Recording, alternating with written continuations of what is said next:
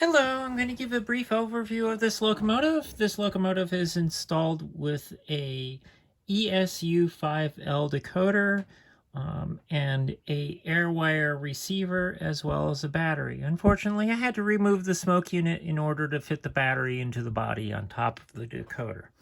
The battery fits kind of centrally into the locomotive. In this particular case, it's only running on a 14.8 battery. And I have it presently on track power. The DCC address that I have set is, as shown on the side of the locomotive, 8598. Again, that is 8598. I did pre-program that into the Airwire controller as well. The sound project is been modified a little bit to work with the couplers on either end of the locomotive. It has wireless or radio controlled servo actuated Kadee couplers. They are gauge 1 couplers, so they're a little smaller or more correctly proportioned for the locomotive, I should say. So to start on the brief, to turn your sound on, and this is set presently for track power, so I'm on DCC. We'll go ahead and turn on the headlights. That is F0 or function 0 on the controller as well, the wireless controller. Anything that I say F is just a function, and on the Airwire controller, it is just the number. On my handheld controller that I'm using, it also represents, it is a F key. It's just the function key. It's the same across the board. And so the F1 is your bell. F2 is the horn or whistle. I forget what, let's see, F3 actuates the couplers. Let me see if I can move in here a little bit to see so you can see the coupler here. And it opens up. And this opens up for both couplers. The locomotive does a coupler dance, or a shunting dance, if you will. So I'll start that again. So it pushes and then pulls back while the coupler is open. So it pushes the car a little ways away from it and then pulls back. And then F4, I believe, was a shunting mode, if I remember correctly. F5 turns on the cab light. I don't know if you can see that really well. Let me turn it off. You can see on the instruments, they light up a little bit. That is just basically on and off. The headlights, the number boards light up, and they stay always lit up when the headlights are on, regardless of the direction. And then F6 turns on another shunting mode, and it turns on both the headlight and the rear light at the same time.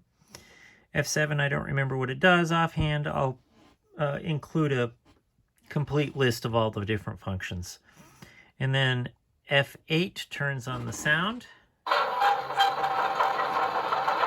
or the motor engine sound.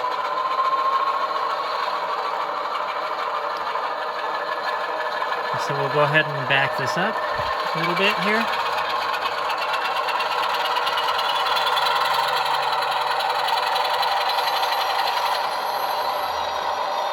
And then I'll also reverse its direction and bring it back forward a little bit here.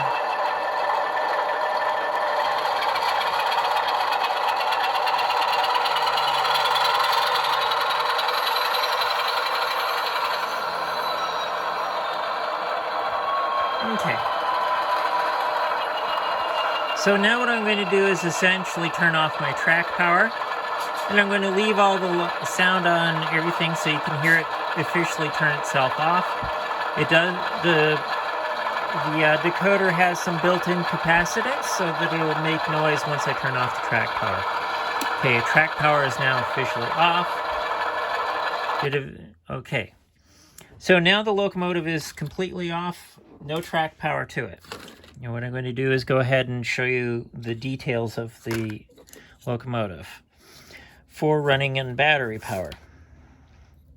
So there are two switches. They are the original switches that were part of the locomotive. You have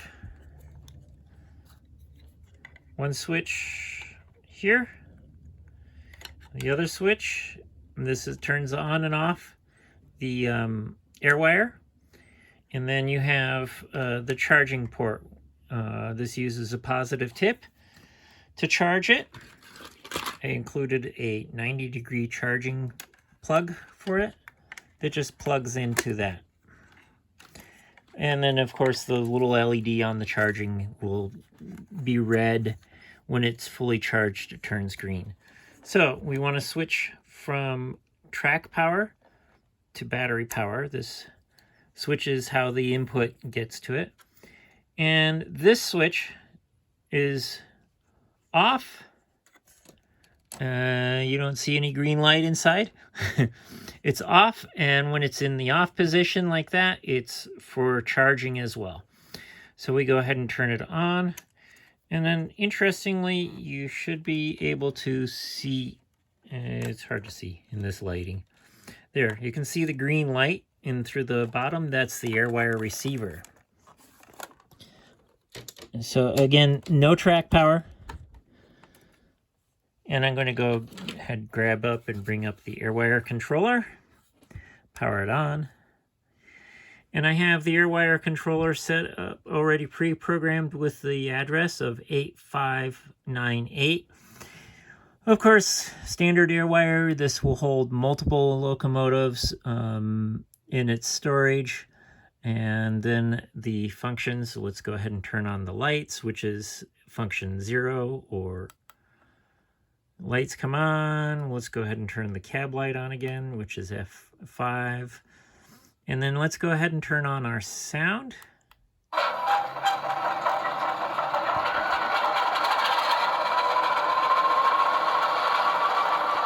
And it shows the direction, so I'm going to go ahead and change the direction.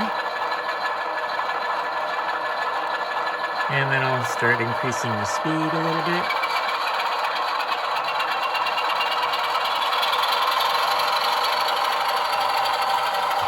Bring that back. And again, F3 does the coupling or uncoupling dance.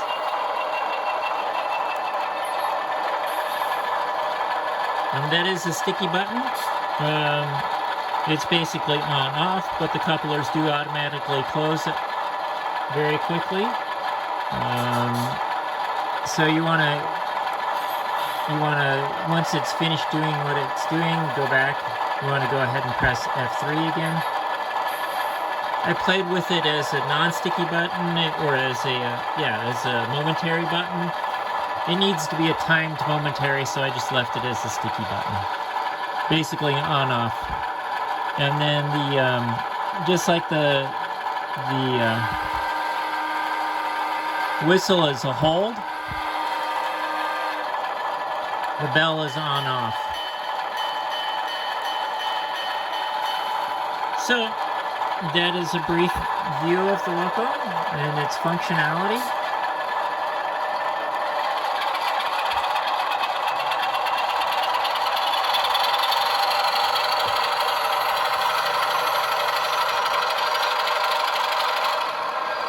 So this, again, gives you the ability to switch between